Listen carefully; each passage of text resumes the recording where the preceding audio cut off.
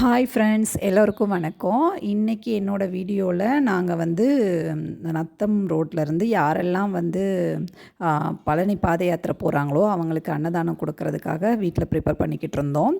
Actually எப்பயுமே வந்து என்னோடய மாமனார் நல்லாவே ரொம்ப சிறப்பாகவே வந்து பழனி பாத யாத்திரை போகிறவங்களுக்கு நல்லாவே அன்னதானம் கொடுப்பாரு.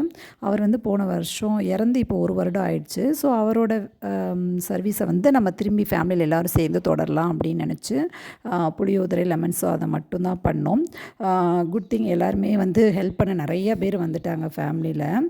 ஸோ நிறைய பண்ணி ஒரு 600 மெம்பர்ஸ் இருப்பாங்க. அவங்களுக்கெல்லாம் வந்து சாப்பாடு கொடுத்தாச்சு. பட் இதில் என்ன ஒரு நல்ல பெனிஃபிட் அப்படின்னா, இந்த வீடியோஸ் எல்லாம் பார்த்துட்டு நிறைய பேர் வந்து நெக்ஸ்ட் இயருக்கு ஸ்பான்சர் பண்ண ஆரம்பிச்சிட்டாங்க. பார்த்திங்கன்னா ஒரு 50,000 கிட்ட வந்து இப்போயே வந்து ஸ்பான்சர் சொல்லிட்டாங்க. ஸோ அதை பார்க்குறப்ப கேட்குறப்பெல்லாம் ரொம்ப ஹாப்பியாக இருந்தது. கடவுள் வந்து ஹெல்ப் பண்ணணும்னு நமக்கும் அந்த இதை கொடுத்துருக்காரு, மற்றவங்களுக்கும் அவங்களுக்கு செய்ய சொல்லியிருக்காரு இல்லையான்னு நினைக்கிறப்ப. அப்புறம் நாங்கள் வந்து குழந்தைங்க வந்து சாட்டர்டே சண்டே ஹாலிடேனால் எங்கேயாச்சும் போகலான்னு சொன்னால பெட் ஷாப் போனோம். ஃபஸ்ட்டு எல்லாமே பார்த்துட்டு எடுக்கிறப்பெல்லாம் கொஞ்சம் காஸ்ட்லியாக தான் இருந்தது. பேரட் பார்த்தோம். அப்புறம் நிறைய இதில் வந்து ரொம்ப டக்குன்னு நான் அழகில் மயங்கினது அப்படின்னு பார்த்தீங்கன்னா, 2 பொமேரியன் வந்து பார்த்திங்கன்னா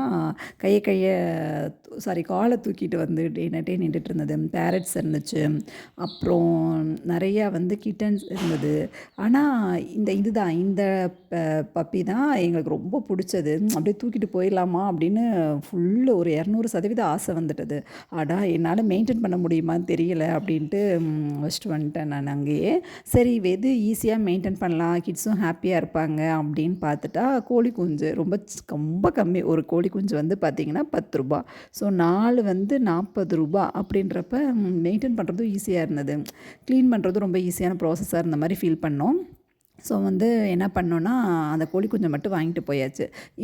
இவனையும் தூக்கலான்னு தான் இருந்தோம் நாங்கள். ரொம்ப ஆக்டிவ். கையில் வந்துட்டு உள்ளே போட்டோன்னா பயங்கர கோவம். சரி, எதை பார்க்குறது எதை வாங்குறதுனே எங்களுக்கு தெரியல. விட்டால் எல்லாத்தையும் வாங்கிடுவோம் அப்படின்னு நினச்சிட்டு சரி இந்த இடத்த காலி பண்ணணும்னு நினச்சி, அதே சமயம் குழந்தைங்களுக்கு ஏதாச்சும் கொடுக்கணும், கையில் வாங்கி கொடுக்காட்டினா நம்மளை பிச்சிருவாங்க அப்படின்னு கோழி குஞ்சு மட்டும் வாங்கலான்னு பிளான் பண்ணோம். அப்புறம் அதை ஒரு கவரில் போட்டு வந்துட்டோம். ஃபைனலாக இந்த பப்பீஸ்க்கு பை சொல்லிவிட்டு கிளம்பிட்டோம். அப்புறம் ஈவினிங் வந்து எங்கேயாச்சும் போகலாம் அப்படின்னு பார்த்தா பக்கத்தில் வந்து ஒரு சின்ன ஓடை மாதிரி போயிட்டு இருந்தது. அந்த டைம் குளிக்க முடியாது, ரொம்ப சில்னஸாக இருக்குன்ட்டு சரின்னு குழந்தைங்களுக்கு இடத்த மட்டும் காமிச்சிட்டு வந்தாச்சு.